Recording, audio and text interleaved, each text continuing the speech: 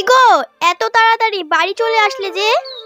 আজকেও কাজ পাইনি, কেউ কাজের জন্য বললো না, বসে থেকে বাড়ি চলে আসলাম। এইভাবে রোজ রোজ কাজ না পেলে কিভাবে চলবে? ছেলেটা রোজা করছে, ইফতারের সময় একটু ভালো কিছু না দিতে পারলে কি করে হয় বলো? কি করি বলো তো, আমারও আর ভালো লাগছে না। একটা ছেলে, তাও তাকে একটু ভালো করে মানুষ করতে পারছি না। আজ আমি ছেলেটাকে বলেছিলাম একটু মাংস করে দিব, কিন্তু তুমি তো কাজই পাচ্ছ না। কি বলে সান্ত্বনা দিব ছেলেটাকে? আমি জানি না গো, তোমার যা ভালো তাই করো। 2 বছর ধরে ছেলেটাকে একটা নতুন জামা কাপড় দেওয়া হয়নি। এই রকম করে চললে এইবারও ঈদে কিভাবে জামা কাপড় কিনে দেব? আব্বু আম্মু, তোমরা এত মন খারাপ করছো কেন? আমার তো 2-3টে জামা আছে, আবার জামা কি করব? আব্বুর যখন টাকা হবে তখন নাহি একটা নতুন জামা কিনে নেব। এ নিয়ে তোমরা মন খারাপ করো না। আম্মু, আমি একটু ঘুমাতে যাচ্ছি, বিকেলে বন্ধুদের সঙ্গে একটু ঘুরতে যাব। হে আল্লাহ, কি বুদ্ধি দিয়েছো! ছেলেটাকে অনেক বড় করো আল্লাহ, অনেক বড় করো।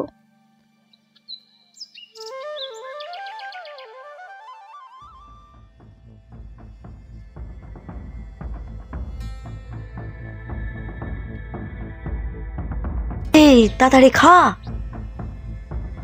না হলে কেউ দেখে ফেলবে। তুইও তাড়াতাড়ি খা।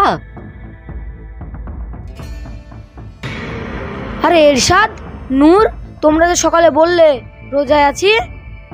ভাই, রোজা আমি করতে পারিনি, তোমরা কিছু বলবে বলে ভয়ে মিথ্যে কথা বলেছি। কাকে ভয় করছো? আমাদের মতো মানুষকে? ভাই গো, ভয় করো আল্লাহকে। তোমরা আমার মতো মানুষকে যত চুরি করতে চাও তত করতে পারবে, কিন্তু আল্লাহ তাআলার কাছে কিভাবে চুরি করবে ভাই? আমাদের ভুল হয়ে গেছে ভাই, তুমি আমাদের চোখ খুলে দিয়েছো। কাল থেকে সব রোজা করব।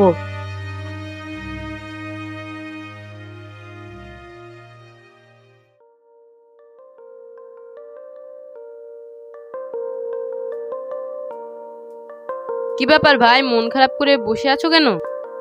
না মানে, বাড়িতে খুব অসুবিধা, কেউ কাজেও নিচ্ছে না, রোজার মাস, হাতে একটা টাকাও নেই, ছেলে বউকে রোজার ইফতার করাতেও পাচ্ছি না। ও, তার মানে কাজ খুঁজছো? হ্যাঁ ভাই, আমিও তো একটা কাজের লোক খুঁজছি, তাহলে চলো আমার সাথে।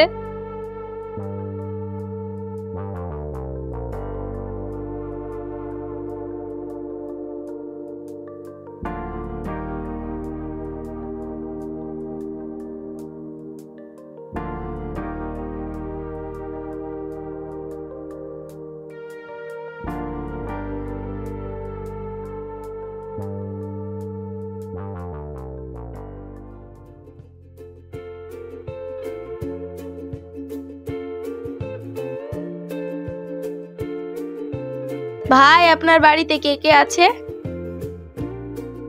আমাদের বাড়িতে আমরা 3 জন, আমি, ছেলে আর ছেলের মা। আপনার বাড়ি কোথায়? রাজনগরে ভাবি।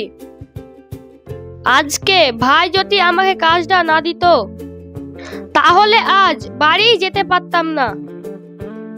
ঠিক আছে, তুমি রোজার মাসটা পুরো আমার এখানে কাজে চলে আসবে।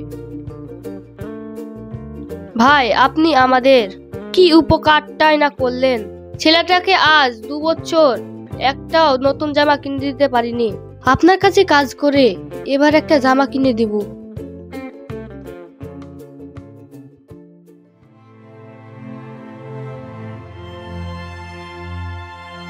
আরে ভাই, ভাবি, আপনারা আমাদের বাড়িতে? হ্যাঁ, আজ আমার বাড়িতে কাজ নাই বলে তোমাকে যেতে মানা করেছিলাম, তাই আমরাই তোমাদের বাড়িতে চলে আসলাম। আর তোমাদের জন্য আমরা সামান্য উপহার নিয়ে এসেছি। আপনারা এমনি কাজ দিয়ে আমাদের জীবনে সবথেকে বড় উপকারটাই করেছেন, আবার এসব কেন? তেমন কিছু না, আমাদের তরফ থেকে সামান্য একটু। আপনাদের উদ্দেশ্যে একটা কথা বলছি, রোজার মাসে গরিব মানুষদের পাশে থাকুন।